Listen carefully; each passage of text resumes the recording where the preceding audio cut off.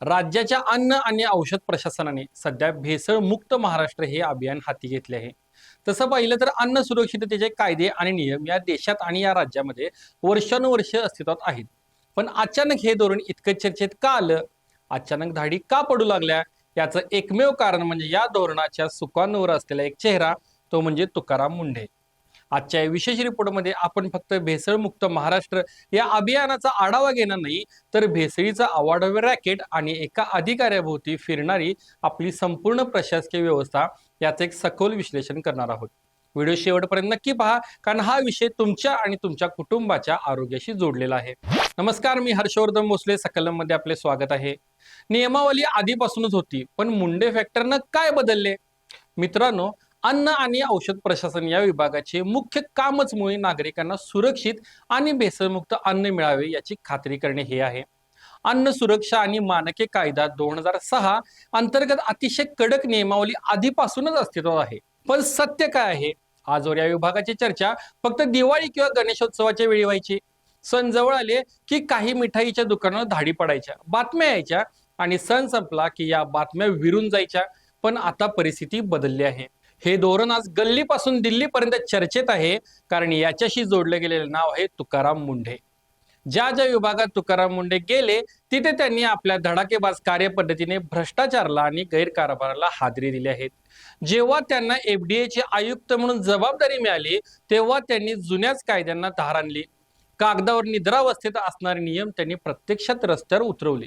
भेसळमुक्त महाराष्ट्र हे अभियान निव्वळ एक सरकारी घोषणा राहिली नाही, तर ती एक धडक मोहीम बनली.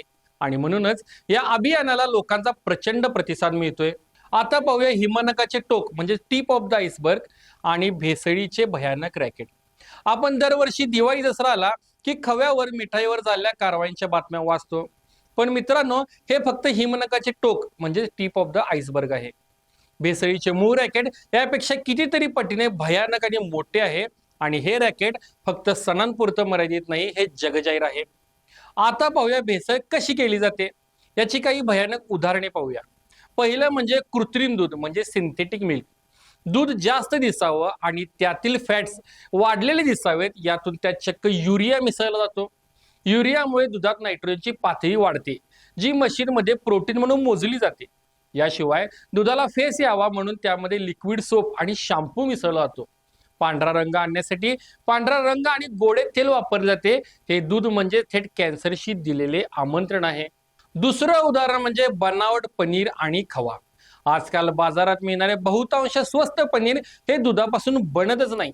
त्यात पाम तेल, स्टार्च आणि स्किम्ड मिल्क पावडरचा वापर केला जातो. हे पनीर दिसायला हुबेहूब खऱ्या पनीरसारखे दिसते, पण ते खाल्ल्याने यकृत आणि किडनी निकामी होण्याचा धोका असतो. तिसरं उदाहरण आहे ते म्हणजे मसाले आणि इतर पदार्थांचे. लाल तिखटामध्ये विटांची भुकटी आणि कृत्रिम रंग, तर हळदीमध्ये लेड क्रोमेट नावाचे विषारी रसायन मिसळले जाते, जेणेकरून हळदीला गडद पिवळा रंग येईल.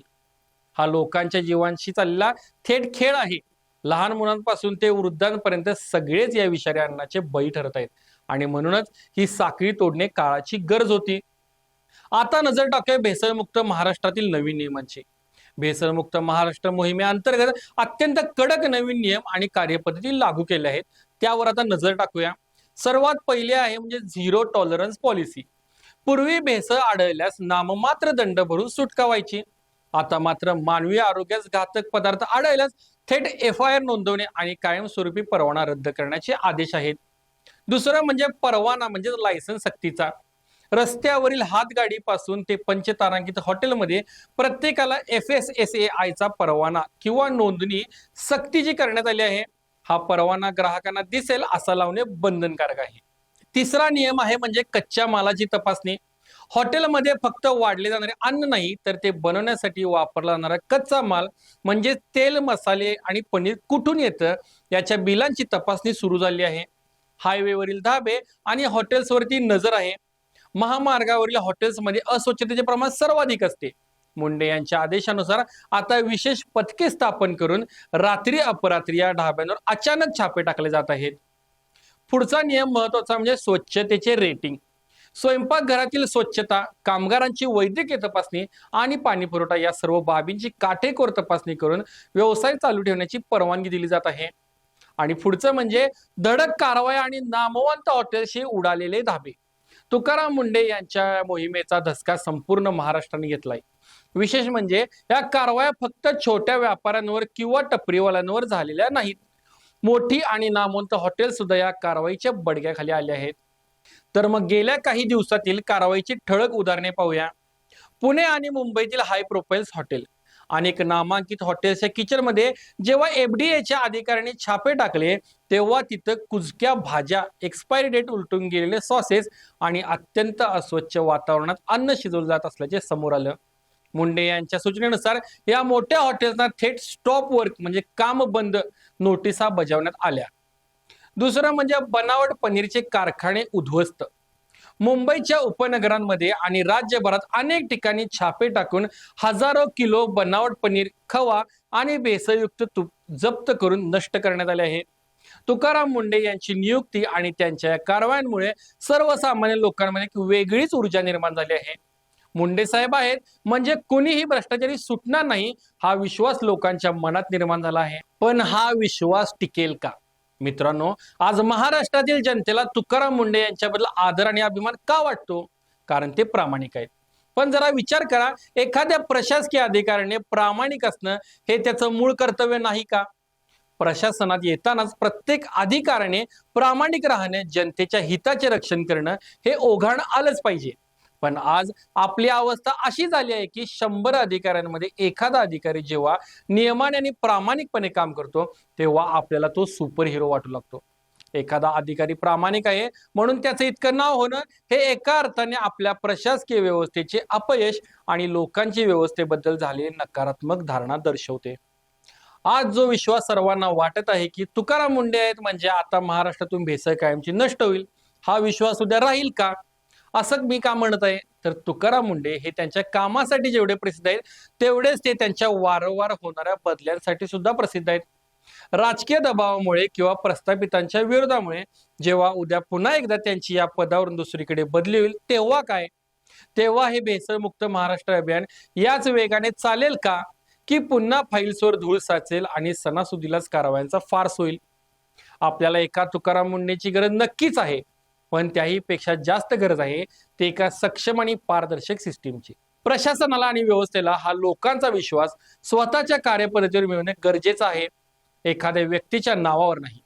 जोपर्यंत सिस्टीम मधले प्रत्येक अधिकारी आपल्या कर्तव्याशी प्रामाणिक राहत नाही आणि राजकीय हस्तक्षेप थांबत नाही तोपर्यंत भेसळीचे हे कॅन्सर सारखे पसरलेले जाळे पूर्णपणे नष्ट होणार नाही. ग्राहक म्हणून आपणही जागरूक राहिले पाहिजे. कुठे भेसळ होत असेल तर एफडीएच्या टोल फ्री नंबरवर आपण नक्की तक्रार केलीच पाहिजे. तुम्हाला काय वाटतं?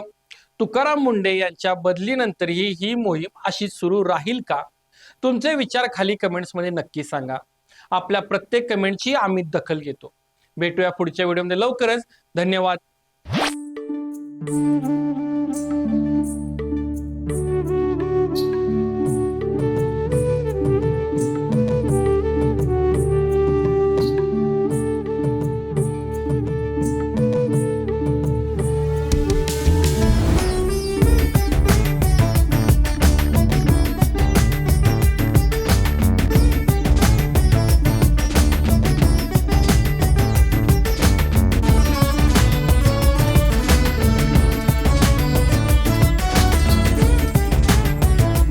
जुन्या कोल्हापूरची परंपरा, नव्या कोल्हापूरची पसंती. Chandraroop cloth stores, Laxmi road, Kolhapur.